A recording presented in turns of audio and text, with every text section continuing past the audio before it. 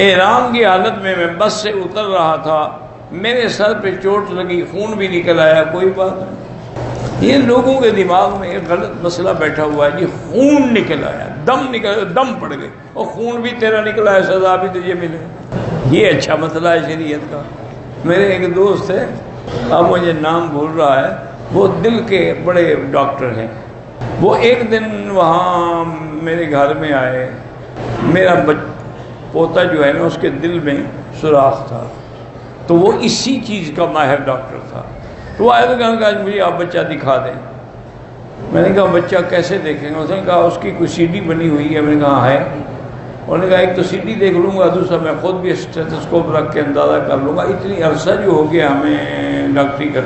باہر اس نے دیکھا، اس نے کہا الحمدللہ مکی صاحب یہ بہت ہی باریک ہے، اس کے کبھی آپریشن کا نہ سوچنا، آپریشن میں یہ سوراخ ملے گا ہی نہیں سرجن کو، اور گڑبڑ ہو جائے گی، یہ جب عمر اس کی زیادہ ہوگی نا الحمدللہ وہ خود بخود ٹھیک ہو جائے گا۔ تو بہرحال اس نے مجھے کہا جی یہ ساتھ میرے دوست ہیں ڈاکٹر ہیں، ان کو چوٹ لگی، خون نکل آیا، ایک مولوی صاحب نے بتایا کہ تم پر دم ہے۔ میں نے کہا ڈاکٹر صاحب وہ مولوی صاحب نے تو جو کہا سو کہا، یہ ڈاکٹر صاحب بھی پاگل ہیں، خون ان کا نکلا ہے، دم کیوں پڑ گیا؟ الٹا ان کو کچھ انعام دینا چاہیے کہ اللہ کے راستے میں اس کا خون نکلا ہے، سزا کیوں ملے اس کو؟ وہ بڑا خوش ہو، کہتے ہیں کہ آپ مسئلہ میرے دماغ میں بیٹھ گیا، ماشاءاللہ اللہ کی رحمت ہے۔ تو وہ میرا پوتا جو ہے نا الحمدللہ وہ خود بھی ڈاکٹر بن گیا اللہ کی رحمت سے، وہ سان ڈیاگو امریکہ سے پڑھ کے آیا ہے ماشاءاللہ۔ تو وہاں جا کر بھی اس نے کہا وہ ٹھیک ہو گیا، تم جیسے ڈاکٹر صاحب نے کہا تھا آپ کو ٹھیک کہا تھا۔ انہوں نے کہا میں تو دادے پہ ناراض تھا کہ میرا آپریشن نہیں کرایا۔ انہوں نے کہا تمہاری بے وقوفی ہے، اگر کرانا ہوتا تو کراتے ہو، جب ضرورت ہی نہیں ہے تو کیوں کرائیں؟ تو اللہ سب بچوں کو دعا کریں شفا عطا فرمائے۔ اللہ پاک ہر بندے کے جو اولادیں ہیں، اولاد بڑا نازک مسئلہ ہے، اولادنا اقبادنا، اولاد جگر کا ٹکڑا ہوتی ہے، اولاد کا دکھ انسان سے برداشت نہیں ہوتا ہے۔ میرے والد صاحب رحمۃ اللہ علیہ سے حاجی قاسم مرحوم تھے، اللہ ان کی قبر پہ رحمت کرے، وہ سائیکل چلاتے تھے، والد صاحب اس کے پیچھے بیٹھتے تھے اور کسی کے پیچھے نہیں بیٹھتے۔ تو اس نے ایک دن پوچھا، اس نے کہا حضرت یہ بتائیں کہ اولاد کا کتنا بڑا مقام ہے والدین کے نزدیک؟ انہوں نے فرمایا عجیب آدمی ہو، اتنا عرصہ تم میرے ساتھ رہے ہو، اللہ کا نبی اولاد کے لیے روتے روتے آنکھیں دے بیٹھا، تو اور کسی کی کیا طاقت ہے؟ حضرت یعقوب کس لیے رو رہے تھے؟ اسفا علی یوسف وابیضتیناہ من الحزن، اولاد تو ایسی چیز ہے جس کے لیے نبی بھی روتے۔ کہتے جی کہ صفا مروہ میں تو بی بی جو ہے ہاجرہ دوڑی تھی، تو اب بھی عورتوں کو دوڑنا چاہیے، ہم مرد کیوں دوڑیں؟ تو زمزم بھی بی بی ہاجرہ نے نکالا تھا، عورتوں کو پینا چاہیے، تم کیوں پینے کے لیے بھر بھر کے لے جا رہے ہو؟ پتہ نہیں ان کے دماغ میں کوئی کیڑا ہے، الٹی پلٹی باتیں سوچتے رہتے ہیں۔ اللہ کے بندے جب ایک بات کو اللہ نے قبول کر لیا، چاہے عورت دوڑے یا مرد دوڑے۔ کنکریاں ابراہیم نے ماری، عورتیں کیوں ماریں؟ مولانا اسحاق صاحب بنوری ٹاؤن والے اور مولانا اسد مدنی نے سلام کہا، اللہ ان کو خوش رکھے، وعلیہم السلام ورحمۃ اللہ وبرکاتہ۔ عورت کو 3 مرتبہ طلاق طلاق طلاق کہنے سے طلاق ہو جاتی ہے، اور کیا ہو جاتی ہے؟ نہیں، تم طلاق جو دے رہے ہو تو طلاق ہی ہوگی نا، اور کیا ہوگا؟ 3 طلاقیں ہو گئی پکی، 4 اماموں کے نزدیک، کسی کے نزدیک بھی ایک نہیں ہے، یاد رکھو۔ یہ بہت بعد میں کچھ اہل حدیث علماء نے کہا کہ ایک وقت کی طلاق میں 3 ہوں تو 1 ہوتی ہے، ورنہ پوری امت کا اتفاق ہے کہ 3 ہوتی ہیں اور 1 ہوتی ہے۔ احرام کو زمزم سے دھو سکتے ہیں، جب تم اپنے آپ کو دھو سکتے ہو تو احرام کو کیوں نہیں دھو سکتے؟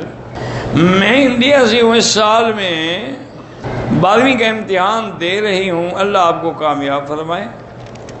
میرے بھائی کی بیٹی کو بیماری ہے، اللہ شفا عطا فرمائے۔ میری بہن بیمار ہے، اللہ شفا عطا فرما دے، اللہ ہر بیمار کو شفا دے۔ احرام پہننے کے بعد میرے منہ سے گالی نکل گئی، بہرحال استغفار پڑھو اور کچھ نہیں، عمرہ خراب نہیں ہوتا۔ ویسے احرام میں گالی نہیں دینی چاہیے، لا رفث ولا فسوق ولا جدال فی الحج، قرآن کا حکم ہے۔ نکل گئی، اللہ معاف کرے۔ حرم میں میری چپل گم ہو گئی، دوسرے کی چپل آپ نہیں پہن سکتے۔ کوئی سنی عالم دین شیعہ کا امام بن سکتا ہے؟ کیوں نہیں بن سکتا؟ شیعہ امام نہیں بن سکتا، سنی کیوں نہ بنے؟ ایک بات انہیں پکڑی ہوئی ہے، بس اللہ معاف کرے۔ جہاں رشتہ کرنا چاہتا ہوں وہاں روحانی بندش ہے، پیسے دے دو سب کھل جائے گی۔ تم کل ان کو 10 لاکھ کا چیک بھیجو، دیکھو روحانی بندش کہاں گئی۔ جھوٹ ہے، بس قصے کہانیاں ہیں۔ غسل کا طریقہ یہی ہوتا ہے، اگر غسل جنابت ہے تو پہلے اپنے نچلے حصے کو اچھی طرح دھو لیں، استنجا کر لیں، پھر باقاعدہ جیسے وضو کرتے ہیں کلی کرتے ہیں، اور اگر موقع ہے غرغرہ بھی کر لیں، ناک میں پانی بھی دیں، پھر سر سے لے کر پاؤں تک کوئی ذرے کے برابر بھی جگہ خالی نہ رہے، پانی بہا دیں، غسل ہو گیا۔ اگر پہلے وضو کی بھی نیت کر لیں انشاءاللہ وضو بھی ہو گیا۔ وضو کرنے کا طریقہ اچھی طرح سیکھیں کہ ہر جگہ حتیٰ کہ خلال انگلیوں میں، پاؤں کی انگلیوں میں بعض اوقات انگلیاں جڑی ہوتی، ہر حال میں اندر پانی پہنچائیں، اور اگر کوئی ذرا سا بھی حصہ خشک رہ گیا تو وضو نہیں ہوگا۔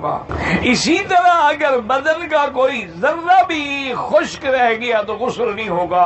سیدنا علی رضی اللہ تعالی عنہ ہمیشہ سر پہ استرا پھرواتے تھے، تو ایک دن ساتھیوں نے کہا کہ حضرت کیا وجہ ہے کہ آپ ہمیشہ استرا پھرواتے ہیں، آپ کے بال اچھے نہیں؟ فرمایا میرے بال تو بڑے خوبصورت ہیں، گھنگریالے بال ہیں، لیکن حضور نے فرمایا تھا کہ تحت کل شعرۃ جنابۃ، کہ آدمی اگر جنب میں ہو یعنی میاں بیوی ملے یا احتلام ہو جائے تو ہر بال کے نیچے جنابت کا اثر ہوتا ہے، میں ڈرتا ہوں کہ کہیں پانی نہ پہنچے تو میرا غسل بھی نہ ہو۔ اسی طرح کتنے لوگ ہیں جو غسل جنابت میں اپنے ناف کے اندر انگلی پھیرتے ہیں تاکہ اندر بھی تو پانی پہنچانا ہے۔ اور آج کل تو میری بیٹیاں، اللہ رحمت کرے، اللہ سب کو ہدایت دے، اللہ سب کو سیدہ فاطمہ کی تہذیب اور حیا دے۔ آج کل تو عجیب رواج ہے نا جی، کیونکہ ان نے میک اپ کیا ہوا ہوتا ہے اور ہیئر سٹائل بڑے پیسے خرچ کر کے بال بنواتی ہیں، تو اب ان کا ایک اور طریقہ ہے کہ وہ غسل کے لیے اوپر پلاسٹک کا کور چڑھا لیتی ہیں، باقی بدن دھو لیتی ہیں، بالوں کو نہیں چھیڑتی کہ ہیئر سٹائل خراب ہو جائے گا، تو غسل کہاں ہوگا؟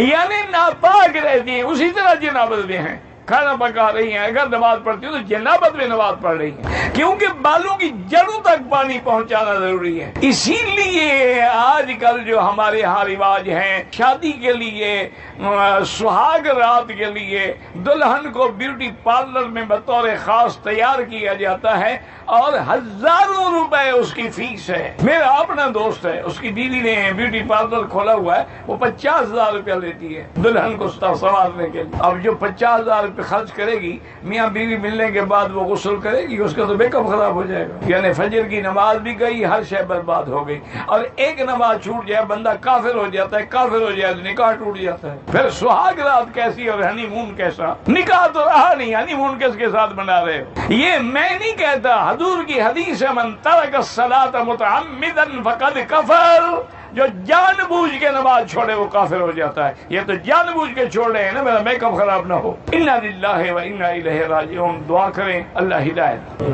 آج کل انہوں نے ایک نیا پلاسٹک فاؤنڈیشن بنائی ہے، پلاسٹک میک اپ کہتے ہیں اس کو، یعنی وہ پانی سے بھی نہیں اترتا، جب پانی سے اترتا نہیں، پانی اندر جاتا ہی نہیں، تو غسل تو اس سے بھی نہیں ہوتا۔ جیسے ناخن پہ پالش لگی ہوئی ہو تو اس کے ساتھ وضو نہیں ہوتا، چونکہ وہ تہ بیٹھ جاتی ہے، تہ جم جاتی ہے۔ ایک ہے مہندی لگی ہو، مہندی لگنے سے کوئی فرق نہیں پڑتا۔ اللہ تبارک و تعالی ہمارے حال پہ رحم فرمائے۔ تو حضرت علی ہمیشہ اسرا پھرواتے تھے، اسی ڈر سے کہ کہیں میرا غسل خراب نہ ہو جائے۔